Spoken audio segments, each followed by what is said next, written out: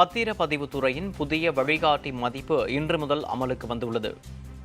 இதுகுறித்து தமிழக அரசு வெளியிட்டுள்ள செய்திக்குறிப்பில், தமிழக அரசின் பத்திரப்பதிவுத்துறை கடந்த 2023ஆம் ஆண்டு ஏப்ரல் 1ஆம் தேதி நிர்ணயம் செய்த வழிகாட்டி மதிப்பின் அடிப்படையில் பொதுமக்களிடமிருந்து கட்டணம் வசூலிக்கப்பட்டு வந்தது. இந்த வழிகாட்டி மதிப்பில் பல்வேறு முரண்பாடுகள் இருப்பதாக புகார்கள் எழுந்ததாக கூறப்படுகிறது.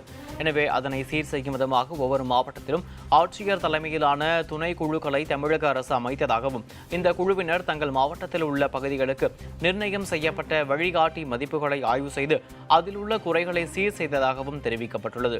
இந்த திருத்தப்பட்ட வழிகாட்டி மதிப்பின் வரைவு பட்டியல் கடந்த ஜூன் 10ஆம் தேதி பத்திரப்பதிவுத்துறையின் இணையதளத்தில் வெளியிடப்பட்டது. அதன் மீது பொதுமக்கள் கருத்துக்கள் சொல்ல 15 நாட்கள் அவகாசம் அளிக்கப்பட்டன.